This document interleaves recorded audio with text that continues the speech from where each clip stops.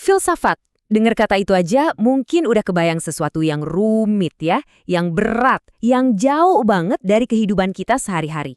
Tapi, gimana kalau saya bilang, filsafat itu justru alat paling praktis yang bisa kita pakai buat mikir lebih jernih. Yuk kita bedah bareng-bareng. Coba deh, pernah nggak sih ngerasa hidup ini aneh, penuh kontradiksi gitu? Di satu sisi, kita diajarin hal-hal yang ideal ya kan? Soal kedamaian, soal jadi pribadi yang dewasa. Tapi, di sisi lain, kenyataannya malah seringkali penuh konflik. Agama yang harusnya bikin adem, kadang jadi sumber masalah. Ajaran soal kedewasaan, kok iming-imingnya kadang kayak buat anak kecil soal surga neraka. Nah, pertanyaannya simpel aja. Kenapa bisa begini? Kenapa ada gap yang gede banget antara yang seharusnya dan yang senyatanya? Ini pertanyaan penting loh, tapi sering banget kita singkirin. Well, jawabannya mungkin ada di cara kita mikir. Dan disinilah filsafat masuk. Tapi, tunggu dulu. Bukan filsafat sebagai tumpukan teori kuno yang bikin ngantuk ya.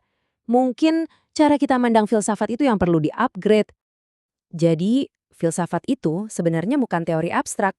Anggap aja ini sebuah cara berpikir. Sebuah metode yang aktif, yang nyambung banget sama hidup kita, sama agama, sains, bahkan budaya. Praktis banget kan? Nah, ini poin paling pentingnya nih. Filsafat itu nggak ngasih kita contekan jawaban dari buku. Justru sebaliknya, dia itu ngelatih sebuah skill. Skill buat apa? Buat nanya pertanyaan yang lebih bagus, lebih dalam, lebih tajam. Inilah yang bikin filsafat itu jadi hidup, bukan sekedar teks mati. Oke, terus gimana cara kerjanya? Ternyata, filsafat itu punya dua peran. Dia bisa jadi kawan, tapi sekaligus juga jadi pengkritik. Gini deh, sebagai kawan, dia bantu kita ngertiin apa yang kita percaya dengan lebih dalam lagi. Tapi sebagai pengkritik, dia berani tuh ngegugat keyakinan-keyakinan yang kaku, dogma-dogma yang mungkin malah ngekang kita. Jadi dua-duanya jalan bareng. Dan peran kritis ini penting banget. Justru inilah caranya filsafat ngebongkar inkonsistensi, ingat kan? Kontradiksi yang kita omongin di awal. Dia juga bantu kita ngelawan rasa takut buat mikir sendiri. Jadi ini bukan soal ngerusak, tapi justru ngebangun pondasi yang lebih kuat. Tapi pasti ada yang mikir, loh, bukannya mikir kritis gitu bahaya buat iman? Bukannya filsafat itu bikin orang jadi nggak percaya? Nah, siap-siap, jawabannya mungkin di luar dugaan Anda. Ada kutipan keren dari Francis Bacon. Dia bilang, sedikit filsafat cenderung membuat orang menjadi ateis, tetapi filsafat yang mendalam justru membawa manusia kembali kepada agama. Keren kan? Maksudnya, kalau kita cuma nyicipin dikit, mungkin kita goyah. Tapi kalau kita benar-benar nyelam, pemahaman kita soal makna hidup justru bisa makin kuat. Oke, kita udah tahu kenapanya. Sekarang pertanyaannya, gimananya kan? Gimana cara kita berlatih filsafat ini sebagai latihan berpikir? Anggap aja ini kayak nge-gym, tapi buat otak. Ini adalah sebuah praktik formatif. Latihan yang benar-benar ngebentuk dan ngelatih cara kita mikir, biar jadi lebih baik, lebih dalam, dan lebih tajam. Latihannya ada dua nih. Gampang kok. Pertama, membaca. Emang sih, karya-karya filsafat kadang terasa rumit, tapi justru itu yang ngelatih kedalaman nalar kita. Kedua, diskusi. Ngobrol, debat, tukar pikiran sama orang lain.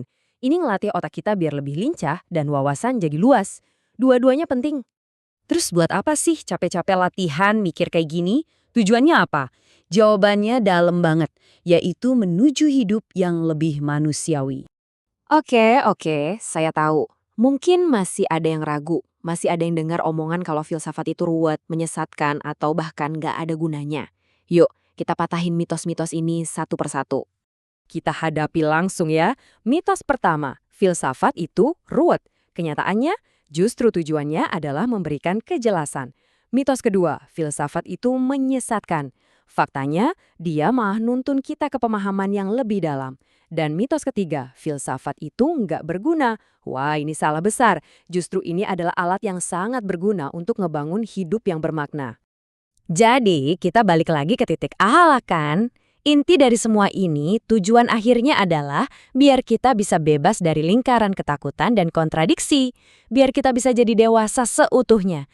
Dewasa dalam iman, dewasa dalam ilmu pengetahuan, dan juga dewasa dalam budaya. Sebagai penutup, saya mau kasih satu pertanyaan buat direnungkan.